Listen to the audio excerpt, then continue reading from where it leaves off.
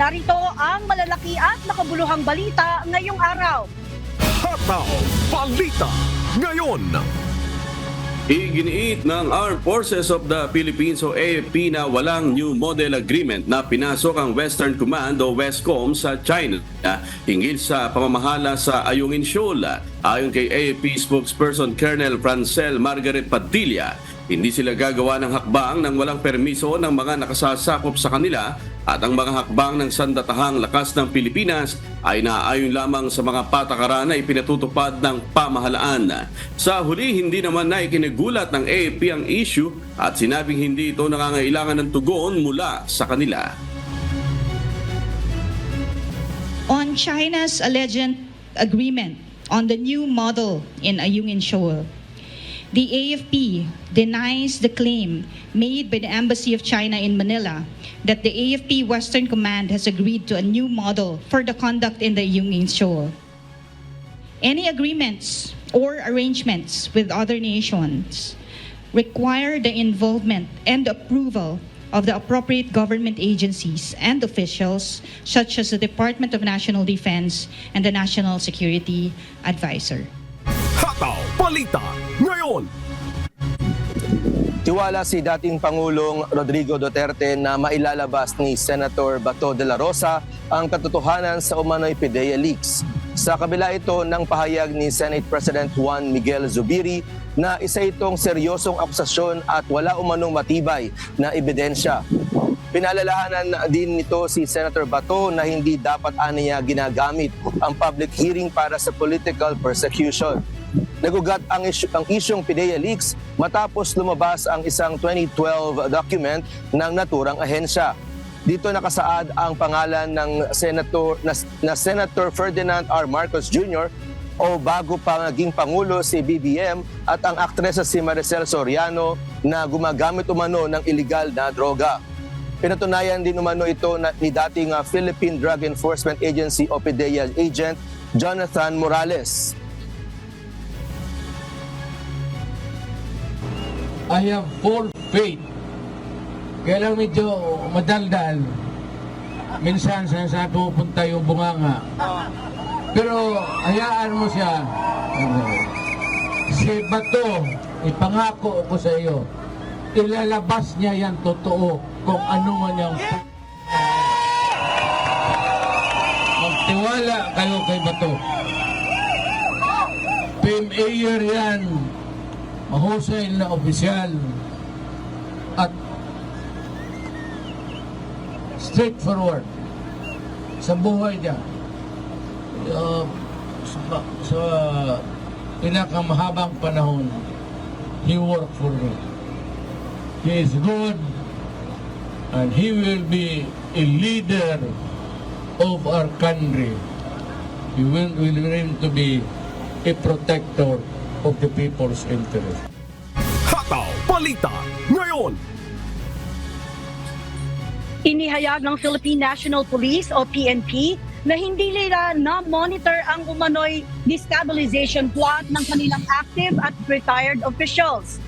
Nagtataka ang pambansang pulisya kung saan nakuha ni dating Senator Antonio Trillanes ang balitang mayroon umanong recruitment na nagaganap mula pa noong 1 taon para pabagsakin ang Marcos administration.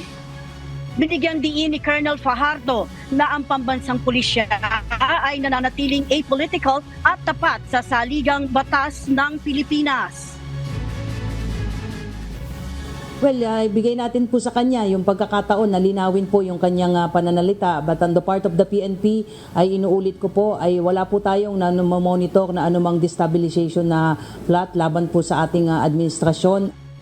Ang pakiusap lang po natin kay kagalang-galang na dating Senadora Trillanes, please spare the PNP dito po sa mga issue po na ito at nakafocus po tayo sa ating pagtupad ng ating mandato at kanina nga po ay nagpunta yung ating Chief PNP sa PNP NCRPO at we would like to share na mataas po ang moral po ng inyong kapulisan dahil po sa mga binibitawan pong panalita ng ating Chief PNP at wala pong rason ang sino mga aktibong miyembro po ng PNP para lumahok po dito sa sinasabi pong destabilization plot.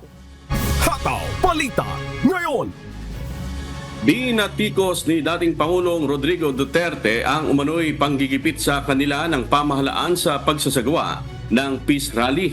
Kasunod ito ng pagbawi ng Dumaguete City Government sa kanilang inisyong permit noong April 16 sa kampo ni Duterte.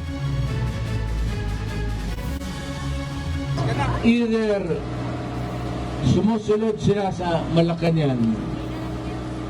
Ewan ko ba kung bakit, anong klaseng utak. Nagbigay ka na nga ng permit, binawi mo pa. Kasi tumawag ang Malacanang.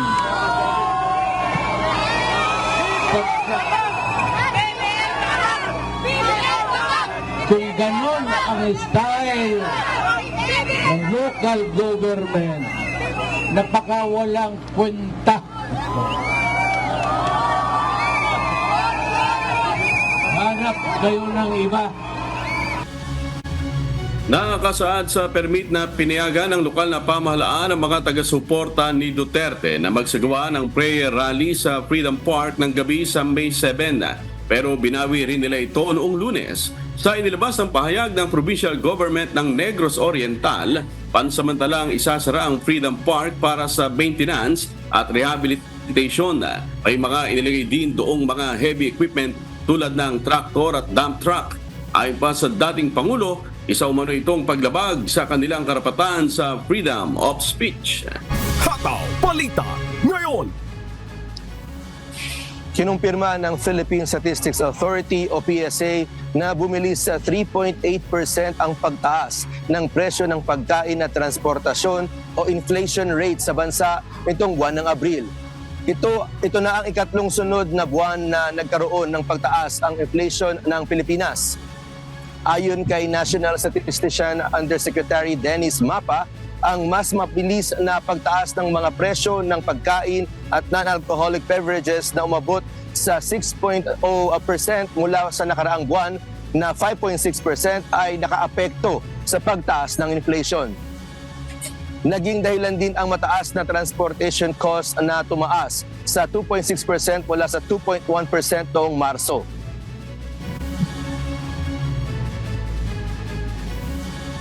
Ang headline inflation o ang pagtaas ng presyo ng mga produkto at serbisyo sa bansa ay bumilis sa antas na 3.8% nitong Abril 2024. Hataw Balita ngayon.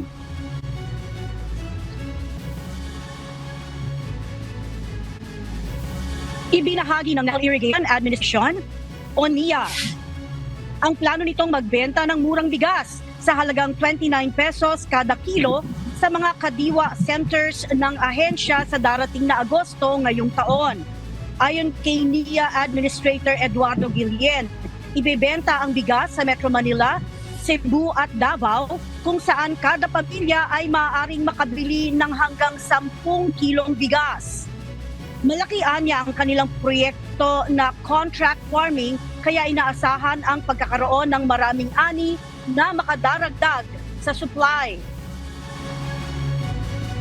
Sa NIA naman, meron din kaming project na malaki ngayon, yung ating contract farming, And yun, ganun din ang ating, in fact, ang aming estimate yan na sa mga 29 pesos, pwede na kami magbenta. By August naman kami.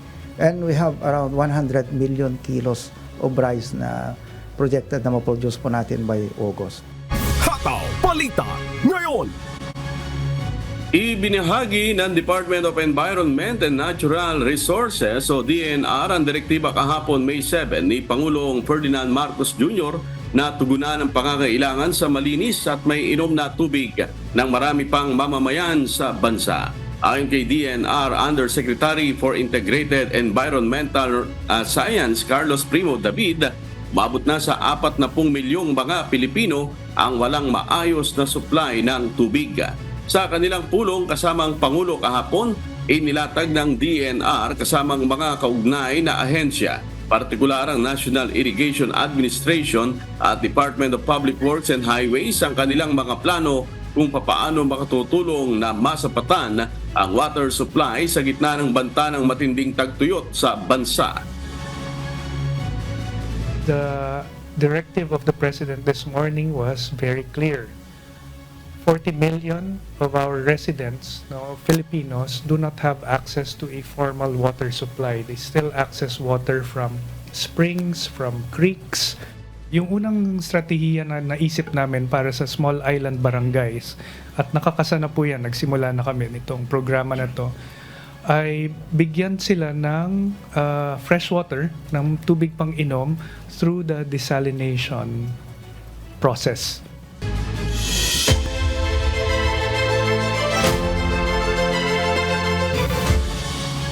Inaprubahan na ng House Committee on Agriculture and Food ang panukalang mag-aamyenda sa Rice Tarification Law o Republic Act No. 11203. Bilang sa mga pangunahing probisyong nakapaloob sa panukala, ang muling maibalik ang kapangyarihan sa National Food Authority o NFA na magbenta ng murang bigas sa merkado. Nauna lang ipinahayag ni Pangulong Ferdinand Marcos Jr. na sesertipikahan nito as urgent ang nasabing panukalang batas. Sa loob ng ilang araw, walang mambabatas sa Kamara na tumutol sa matapos itong dinggin ng House Committee. Kaya kailangan po mag-intervene ang National Food Authority dito. Bigyan ng kapangyarihan makapagbenta ang NFA sa mga palengke like before. 2018, 2017 nakakapagbenta. Ewan ko kung sinong ang nag-aproba nito na inalisan ng kapangyarihan ng NFA na magbenta sa palengke. Kung sino man yung na yan, mali. Wherein we will ensure that there will be the presence of NFA to stabilize the price of rice. Para ito nga po will be affordable to our countrymen. Kinakailangan that they should also be there para panlaban din po ng gobyerno sa mga mapagsamantalang mga traders sa merkado.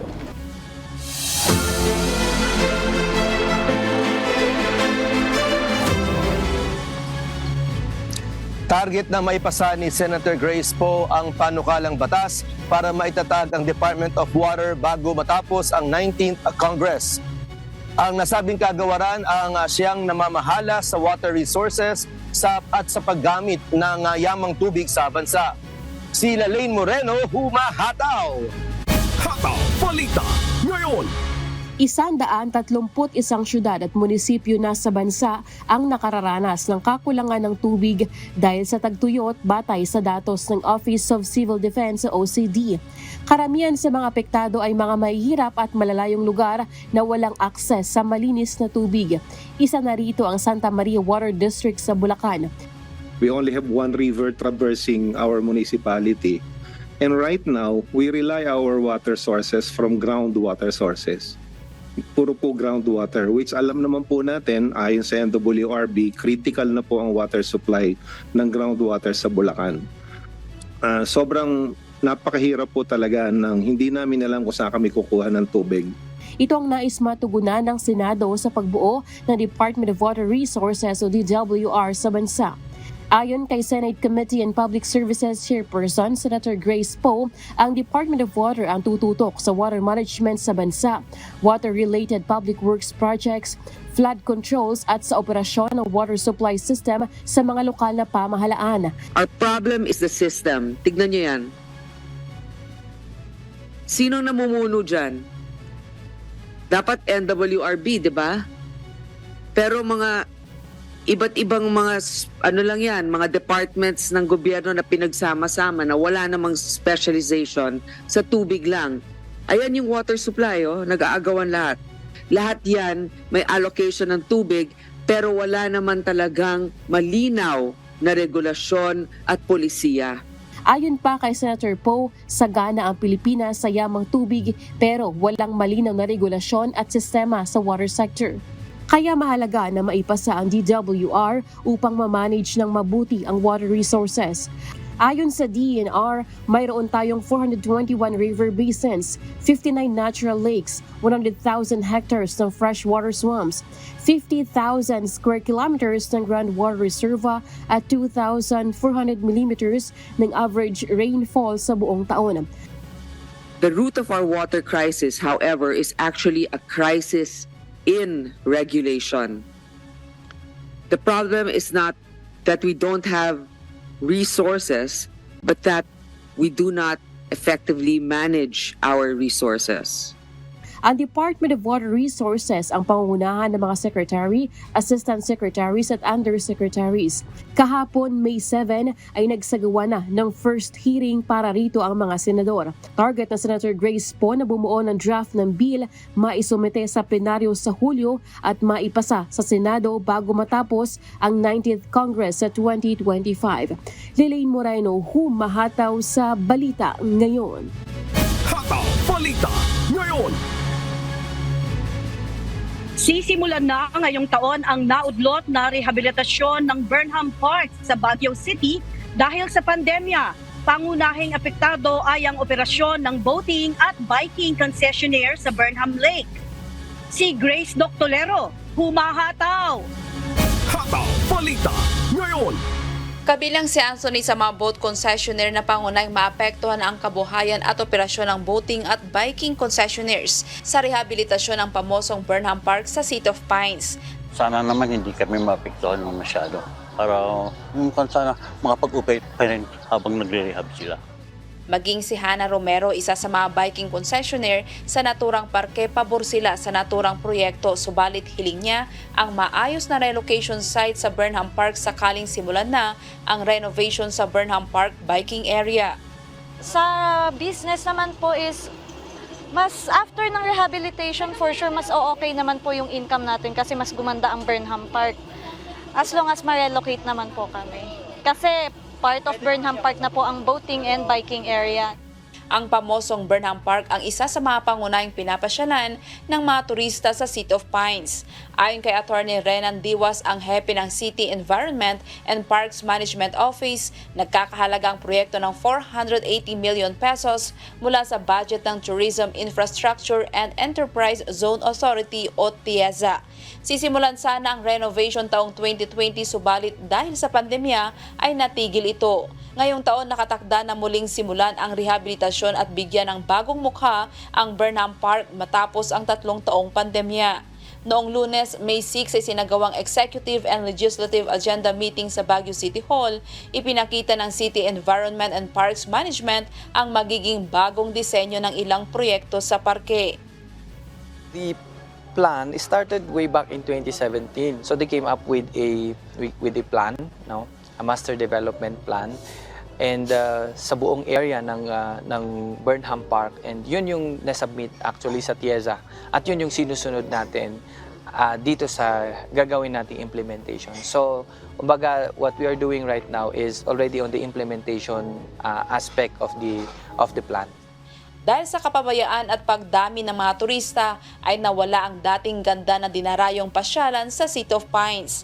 Ang lawa sa Burnham Lake kulay putik na. Kalbo na ang dating madamong lupa, lumang mga ilaw, lubak-lubak o sirang sidewalk, sirang retaining wall at iba pa ang kinakailangang baguhin at ayusin sa nasabing parke. Sides naman yung mga gagalawin. So we will try to, part na yon nung project management. No? We will try to avoid as much as possible disruption sa continuous operation ng Burnham Lake. So there could be a time na talagang mag-close siya talaga, but I do not think that it will be the entire season na entire development magsasara yung boating.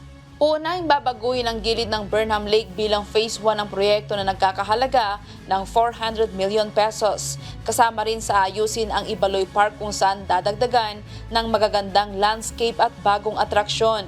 Ang pondong gagamitin sa Ibaloy at Igorot Park ay mula sa Local Government Support Fund ng Department of Budget and Management of DBM na nagkakahalaga ng 78 million pesos.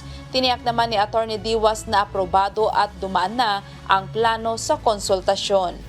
Grace Doctolero, humahataw sa balita ngayon.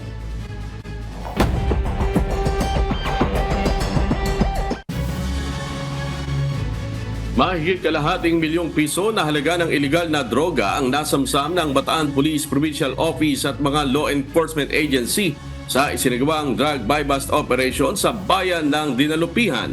2 suspect naman ang naaresto kabilang ang isang negosyante sa nasabing operasyon. Si Melanio Aquino, humahataw. Hataw Balita ngayon. Arestado ng pinagsanib na puwersa ng Bataan Police Provincial Office, Dinalupihan Municipal Police Station at 1st and 2nd Provincial Mobile Force Company o 1st and 2nd PMFC. Ang dalawang individual kabilang ang isang negosyante sa isinagawang anti-illegal drug buy-bust operation sa bayan ng Dinalupihan, Bataan nitong Lunes, May 6. Pasado alas 9 ng gabi nang madakip ng mga otoridad ang mga sospek matapos magpanggap ang isang tauhan ng PNP bilang pusher buyer. Nang maiabot ng sospek ang isang transparent sachet ng hinihinalang ipinagbabawal na gamot at maibigay ang buy-bust money ng nagpanggap na buyer, dito na inaresto ng pinagsanib na puwersa ng mga operatiba ang mga sospek sa barangay Magsaysay, Dinalupihan, Bataan. Kinilala ang mga naaresto na sina John Crist Cabato, 32 anyos, residente ng Dinalupihan, Bataan, at si Bin Rachman, 26 anyos, isang negosyante na residente ng Hermosa, Bataan. Ito pong dalawang personalidad nito ay nasa linya po ng pagbibenta ng ipinagbabawal na droga dito po sa Barangay Magsaysay, Saging at sa iba't ibang lugar dito po sa munisipalidad ng Dinalupihan. Ang pinanggagalingan po ng kanilang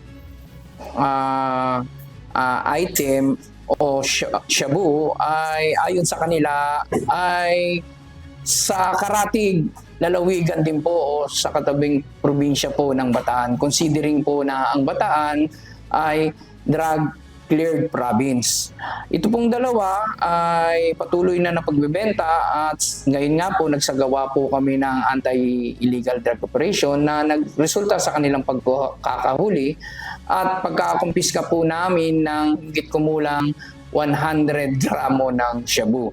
Nakuha sa mga sospek ang hinihinalang ipinagbabawal na droga na may timbang ng mahigit sa 100 gramo at tinatayang may street value na mahigit sa 600,000 piso at 6 na piraso ng budol money. Nasa kustudiya na ng Dinalupihan Municipal Police Station ang mga sospek at maaharap sa kasong paglabag sa Article 2 Section 5 at 11 ng Republic Act 9165 o ang Comprehensive Dangerous Drug Act of 2002. Milanyo Aquino humahataw sa balita ngayon.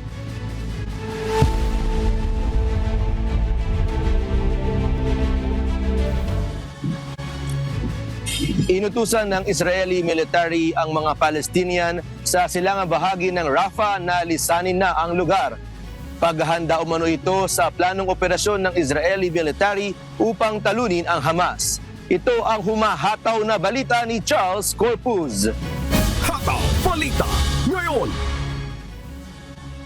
Aabot sa 100,000 tao ang pinapupunta ng Israeli military sa itinalaga nitong mga humanitarian zone area na sinasakop ng Al-Mawasi hanggang sa Khan Yunis at bayan ng Deir al-Bala. Nitong Lunes, May 6, binigyan diin ni Israel Defense Forces o IDF spokesman Lieutenant Colonel Nadav Shoshani na limitado lamang ang operasyon na gagawin nila sa Rafah. Dagdag pa niya, wala pang time frame ang operasyong ito at ang pagpapalikas nila sa mga tao sa lugar ay gagawin ng unti-unti. Sa pamamagitan ng text messages, flyers at social media ay ipinaalam ng IDF sa mga nasa apektadong lugar na sasarhan nila ang timog silangang bahagi ng Rafah upang labanan ng Hamas. Matapos ang ilang buwang digmaan sa pagitan ng Israel at Hamas, ay planong kunin ng Israel ang Rafah upang anilay matalo nila ang Hamas. Subalit nagbabala ang United Nations at ang Estados Unidos na maaaring magdulot ng malaking kapahamakan ang paglusob sa syudad. Nagbanta naman na isang senior Hamas official na si Sami Abu Zuri na ang utos na ito ng Israel sa mga nasa Rafah ay isang dangerous escalation that will have consequences. Charles Corpuz, humahataw sa balita ngayon.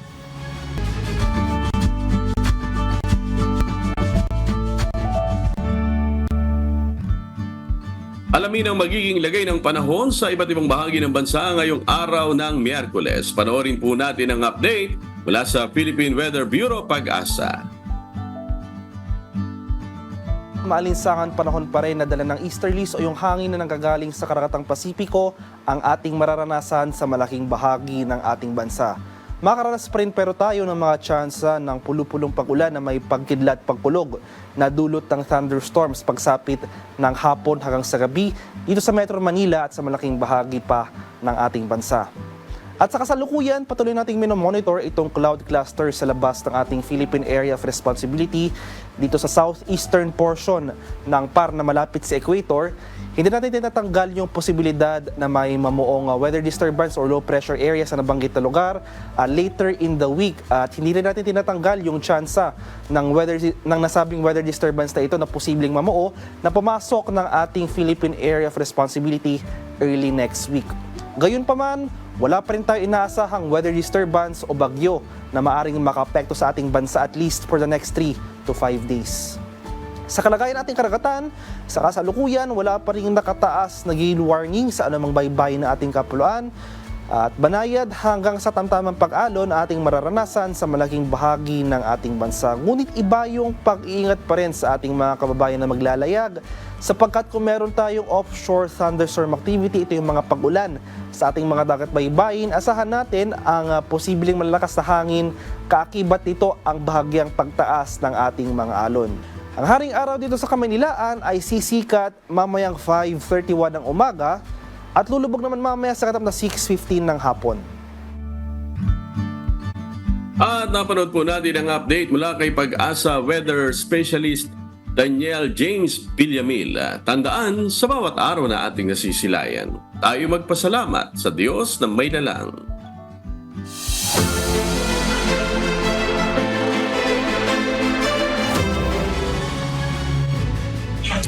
Nasa mahigit 11,300 pamilya ng mga magsasaka na naapektuhan ng El Nino ang pinagkalooban ng ayuda ng Department of Social Welfare and Development o DSWD sa Kabikulan. Si Jerry Galicia, humahataw! Hataw Balita ngayon! Tinatayang nasa 4.7 milyong pisong halaga ng family food packs ang ipinamahagi na ng Department of Social Welfare and Development o DSWD Bicol sa mga pamilya na mga magsasakang apektado na nagpapatuloy na tagtuyot na dulot ng El Nino phenomenon sa bansa. Batay sa tala ng DSWD Bicol, umabot na sa 11,300 na pamilya ang pinagkalooban ng family food packs sa mga probinsya sa Kabikulan. 3 lokal na pamahalaan ng Camarines Sur ang nakakuha na ng food packs sa warehouse ng DSWD sa Barangay Bugtong, Legazpi City. Magkatulong naman ang iba pang mga lokal na pamahalaan at DSWD staff sa mga respective municipality sa pamamahagi ng ayuda sa mga benepisyaryong apektadong magsasaka. Ayon sa DSWD Bicol, naglaan ng family food packs sa 58,014 na magsasaka mula sa 566 na barangay sa mga probinsya ng Albay, Camarines Sur, Sorsogon at probinsya ng Masbate base sa Consolidated Situational Report na ipinasa ng mga local government unit. Makare-request pa rin ang mga LGU ng karagdagang food packs sa DSWD Bicol. Hinihintay pa ng ahensya ang pagpapasa ng mga dokumento na kailangan mula sa iba pang LGU. Nakahanda naman tumulong ang DSWD Bicol sa mga magsasaka at manggagawa sa bukid na nakararanas ng pagdurusa at pagkagambala sa kanilang mga kabuhayan. Jerry Galicia, humahataw sa balita ngayon. Hataw Balita ngayon! Isa na namang bushfire ang muling sumiklab kagabi malapit sa paanan ng Bulkang Mayon sa probinsya ng Albay. Si Brian Valderaje, humahataw! Hataw Balita ngayon! Kita sa videong ito ni Earl Borromeo mula sa diversion road ng bayan ng Kamalig sa Albay ang pagsiklab ng isa na namang bushfire sa paanan ng Bulkang Mayon sa probinsya ng Albay kagabi May 7. Makikita sa video ang magkahiwalay na lugar sa paanan ng bulkan kung saan ang kinaroroonan ng paglagablab ng malakas na apoy. Ayon naman sa post ni Albay 2nd District Representative Joey Salceda, tinukoy nito na ang nangyaring sunog ay sa barangay Upper Tumpa sa bayan ng Kamalig sa Albay. Patuloy pang inaalam ng mga otoridad ang danyos at sanhi ng nangyaring bushfire. Inaalam din kung may nasaktan ba sa naturang insidente.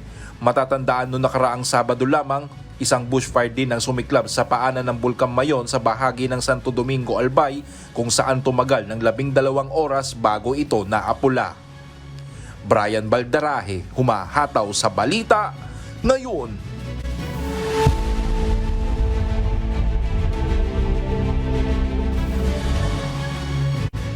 Pansamantalang na postponed ang isasagawa sanang test flight ng Boeing Starliner spacecraft. Ayon sa mga eksperto, nagkaroon ng problema ang isang bahagi ng rocket nito na kailangang kumpunahin ng mga eksperto. Mula sa Toronto, Canada, may humahataw na balita si Aurelyn Quijano live. Hataw Balita ngayon. Aurelyn, bakit hindi natuloy ang test flight ng spacecraft nitong Lunes? Sherwin, hindi natuloy ang test flight ng Boeing spacecraft noong Lunes, May 6 dahil sa natuklasang faulty valve sa Atlas V rocket nito. Ayon kay Tory Bruno, United Launch Alliance o ULA Chief Executive Officer, may naririnig na buzzing sound mula sa valve na kumokontrol sa presyon ng gasolina sa yugto ng rocket na responsable para sa pagtulak ng Starliner patungo sa orbit. Pagkatapos ng multiple overnight tests, pinagkasunduan ng ULA team na i-delay ang launch hanggang sa araw ng Biyernes, May 10. Sa kasalukuyan, inaasahan na matutuloy ang test launch sa Biyernes kasama ang 2-member crew na binubuo ng NASA astronauts na si Barry Butch Wilmer at Sunita Sunny Williams. Ang Boeing Starliner ay bahagi ng layunin ng Boeing na makipagkompetensya sa SpaceX company ni Elon Musk at makakuha ng mas malaking market share sa space industry. Balik sa'yo, Sherwin. Ayun. Aurelyn, meron bang naging epekto itong naging postponement ng kumpanya sa Boeing? Oo, Sherwin, sa ngayon humaharap talaga ang Boeing company sa intense public scrutiny dahil bukod nga sa postponement ng launch na ito, ay meron ding naging problema sa kanilang commercial plane operations. Katulad na lamang noong buwan ng Enero, kung saan nagkaroon ng mid-air blowout ang isang plane door plug nila. Kaya sinisikap talaga ng Boeing ngayon na maituloy ang launch ngayong week upang makapagpakita ng signs of success sa kanilang space venture program. Sherwin? Ayun, maraming salamat, Aurelyn Quijano mula sa Toronto, Canada. Hataw Balita ngayon. Isang bagong artificial intelligence ang ginagawa ngayon ng kumpanyang Microsoft batay sa ulat nitong Lunes. Tatawagin itong MAI-1 at mas malaki ito kumpara sa mga naunang AIs mula sa Google at OpenAI. Ito ang humahataw na balita ni Noni Ramos. Hataw Balita ngayon.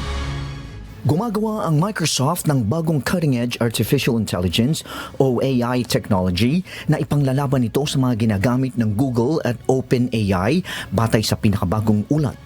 Ito ay ang MAI-1 at binubuo ito sa ilalim ng pangunguna ni Mustafa Suleyman, isang key figure mula sa DeepMind ng Google. Ayon sa ulat, mag-i-invest ang Microsoft sa server infrastructure gamit ang advanced GPU ng NVIDIA at datasets na ang layon ay ma-maximize ang kakayanan ng MAI-1. Mas mahal man ito, mas malaki naman ang potensyal sa AI industry. Bahagi ito ng layunin ng Microsoft na manguna sa generative AI market. At pinatutunayan ito ng ulat na mas malaki ang MAI-1 kumpara sa mga naunang generative AIs. Nagpapakita ito ng isang malaking hakbang ng Microsoft para ma-redefine ang competition sa AI industry, dahilan para maapektuhan ang mga tech investors, enthusiasts at business community. Noni Ramos, humahataw sa balita ngayon.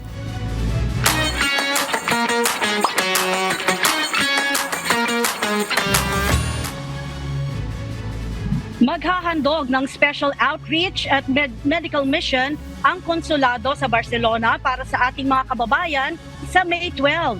Samantala, available naman for collection ang bagong batch ng e-passport sa United Arab Emirates. Ito ang humahataw na balita ni Lynn Perez. Hataw Balita ngayon. What's up, kabayan? Bilang pagdiriwang ng International Nurses Day ay maghahandog ng special outreach at medical mission para sa ating mga kababayan ng Konsulado ng Barcelona kasama ang Filipino Nurses Group at ang MWOO Madrid. Magpapasimula ito sa May 12, 2024 araw ng linggo mula alas 9 ng umaga hanggang alas 7 ng gabi. Ilan sa mga serbisyong ipagkakaloob nila sa araw na ito ay ang Overseas Voters Registration, Filipino Community Registration Card Issuance, OWA membership, OEC verification at medical check-up. Para sa karagdagang impormasyon at iba pang mga katanungan ay maaari kayong bumisita sa Facebook page ng Konsulado sa Barcelona sa facebook.com/PHN Barcelona. O maaari kayong mag-email sa outreach.ibiza@gmail.com o tumawag lamang sa numerong 34-679-324-462. Available na for collection ang bagong batch ng e-passport sa Philippine Embassy sa UAE. Para makita kung ang inyong mga bagong pasaporte ay available na, maaari niyong bisitahin ang link or scan ang QR code na makikita sa official Facebook page ng Embahada ng Pilipinas sa UAE sa facebook.com/PHNUAE. Hindi na kinakailangan ng appointment para makuha ang inyong mga bagong pasaporte, ngunit kinakailangan naman ng inyong mga personal appearance para sa araw na iyon. Iniimbitahan ng ating mga kababayan sa Milan para sa isang special screening film na pinamagatang Becky and Badette. Gaganapin ito sa May 21, 2024 araw ng Martes ng alas 6 ng gabi. Limitado lamang ang available slots para sa screening na ito, kaya't kung kayo'y nagnanais makilahok ay mag-register lamang sa pamamagitan ng pagbisita sa link na makikita sa Facebook page ng Konsulado sa Milan sa facebook.com/PHLNMilan.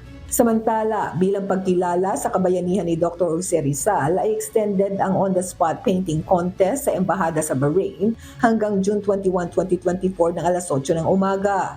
Ilan sa mga mechanics ng patimpalak na ito ay bukas ito sa lahat ng mga Pilipino na nasa Bahrain.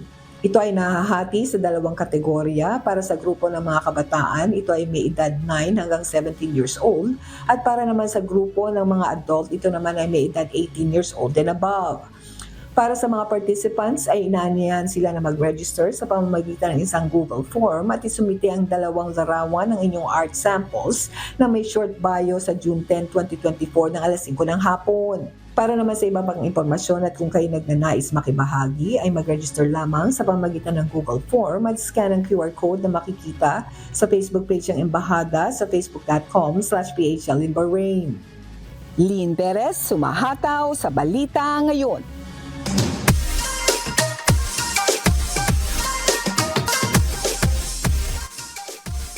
Ito na ang hindi natin makalilimutan ang pinakaabangan nating lahat. Sunny, pwede bang bumate? Siyempre naman, pwede. Ayon, narito naman ang pagbati ng ating kababayan. Binabati ko po ang aking anak sa Hagonoy, Bulacan as Jennifer Galang at si Jonah Galang na manugang ko at si Clarice na apo ko at si Raya. At ang aking pamangkin na sana'y gumaling na, I miss you all, I love you. Ayun, at sa atin namang shoutout, syempre, shoutout sa ating mga suki. O mabilis lang, sina Elena Yang, Emma Chikuhara, Louie Lipanya, tsaka si Mr. Highlight. Ayan, Sunny, kayo naman. Ayan, dito sa lugar naman natin yung mga laging nanonood sa atin, ang RB's couple, Kamarsi couple, si Erwin Azul at ang kanyang butihing may bahay na si Aurora. Shout out sa inyo lahat at happy Sabat sa aking anak na si Joshua Lorenzo. Marie, go ahead. Ayon, shout out syempre sa aking mi amor, may dinner na kami. At ang aking papa na bumalik na dyan sa San Diego, ang aking mommy na nasa San Pedro Laguna, ang aking mga anak na nasa San Pedro Laguna at sa Japan. Ayan, at ang ating mga ECU seniors naman, mamaya kita-kits po tayo, loobin. Go ahead, amigo. Ayan, at syempre, shoutout din po sa ating mga taga-subaybay sa buong Pilipinas at sa iba't ibang panig ng mundo. Ganun din po sa mga tagapakinig ng Hataw Balita ngayon sa Radyo Libertad 1350. At patuloy po namin kayong inaanyayahan sa nagpapatuloy na mass indoctrination ng MCGI. Nasa day number 13 na po tayo, 7 p.m. Philippine Time sa official MCGI social media accounts. Kabilang na ang MCGI channel, ang official YouTube channel ng members Church of God International. Ayun, at patuloy rin po namin kayong inaanyayahan na makiisa sa Global Prayer for Humanity tuwing Lunes hanggang Biyernes. Alas 9:30 naman po ito ng gabi. Ito po ay nakastream ng live sa lahat ng MCGI social media accounts at ang Global Prayer for Humanity po ay bukas sa lahat, anuman ang inyong relihiyon o lahi. At sa aming ibabahaging mga salita ng Diyos na ating sandigan mula sa Kawikaan, Kapitulo 11, talatang 19. Siyang matatag sa katwiran ay magtatamo ng buhay, at siyang humahabol ng kasamaan ay sa kanyang sariling ikamamatay.